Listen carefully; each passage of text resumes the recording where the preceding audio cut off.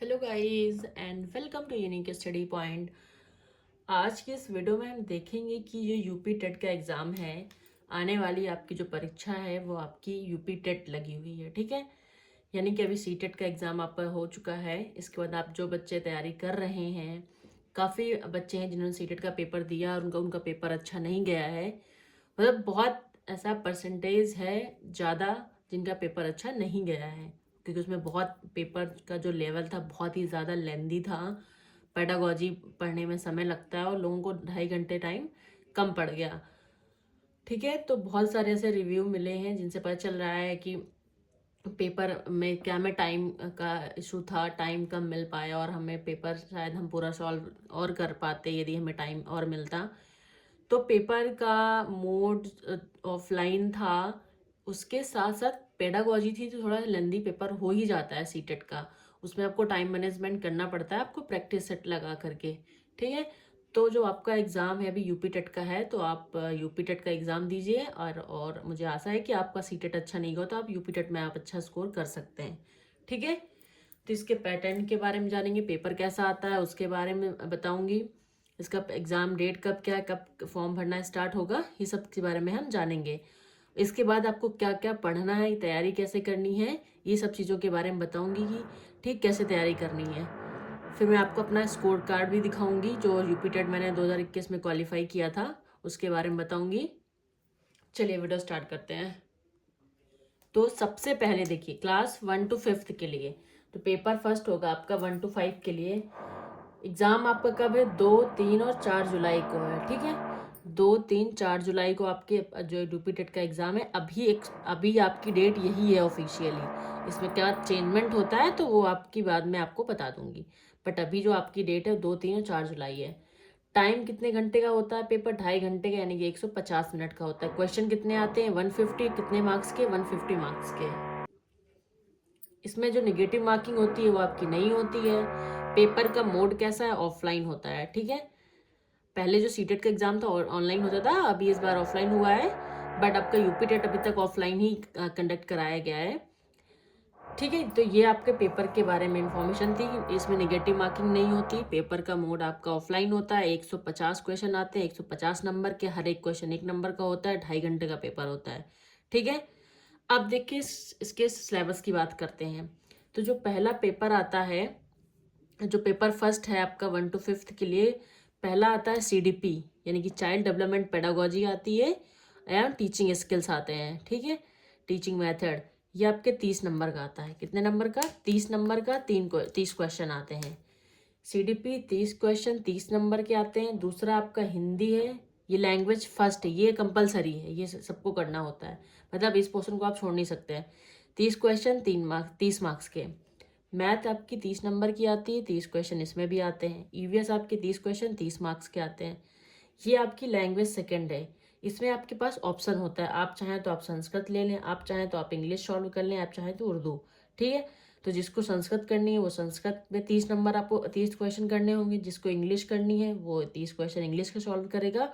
और जो जिनकी लैंग्वेज सेकंड उर्दू है तो वो उर्दू वाला पोर्शन सॉल्व करेंगे। ये नहीं कि आपने तीनों कर लिया, नहीं। आपको इसमें एक चूज करना है। चाहे आप संस्कृत से फॉर्म भरना है तो आपको अपनी लैंग्वेज चूज करके फॉर्म में भरना है, ठीक है। चाहे संस्कृत ले लें, चाहे आप इंग्लिश ले लें, चाहे आप उर्दू, ठीक है। तो ये आपका पेपर फर्स्ट है। CDP Hindi, math, EVS, Sanskrit, ये आपको जो फॉर्म भरना, तो आप इस चीज़ का बहुत ध्यान रखना।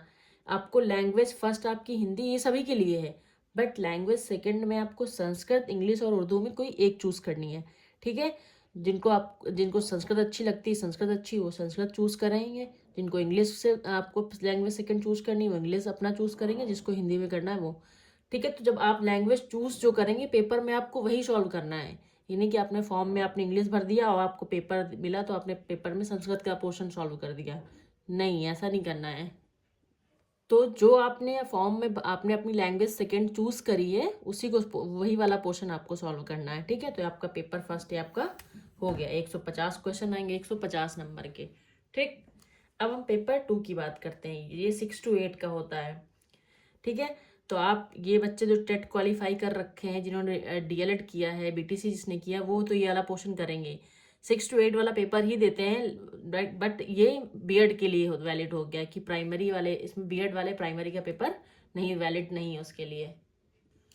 पेपर 2 की बात करें तो देखिए इसमें भी सीडीपी हिंदी और सीडीपी हिंदी और आपकी सेम है, सीडीपी और हिंदी सेम है आपकी, ये भी आपकी लैंग्वेज फर्स्ट है।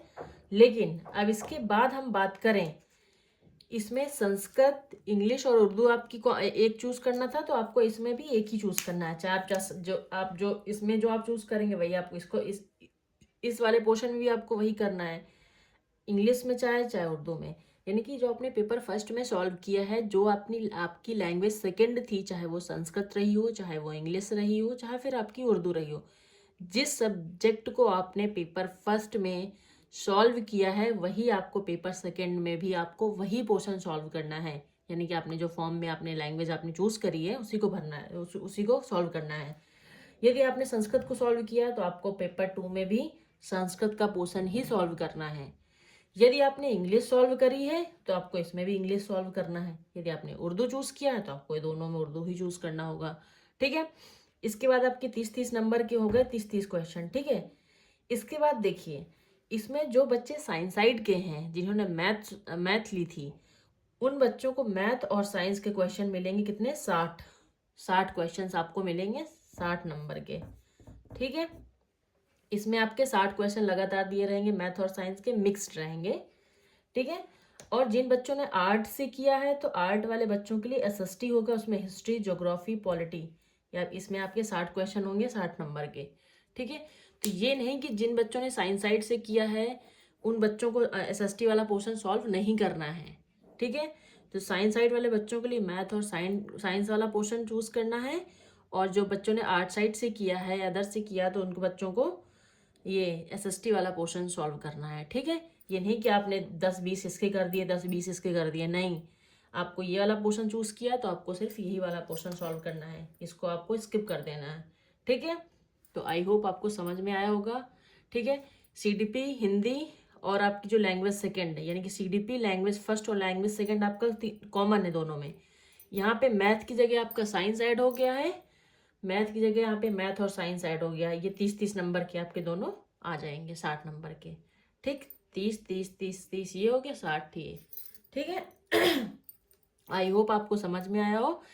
तो मैं आपको अगली वीडियो में आपको बताऊंगी कि अपना स्कोर कार्ड दिखाऊंगी कि मैंने कैसे प्रिपरेशन करी थी, अब मेरे कितने मार्क्स थे, कैसे आप अपने तैयारी कैसे कर सकते हैं। बहुत इसमें नए बच्चे ऐसे हैं जिनका फर्स्ट टाइम यूपी टेट होगा, फ्रेशर्स के लिए बहुत इंपॉर्टेंट है हो जाती है कि आपको एक अच्छी सही गाइडलाइन मिल जाए तो आप अपना पेपर अच्छे से क्लियर कर सकते हैं।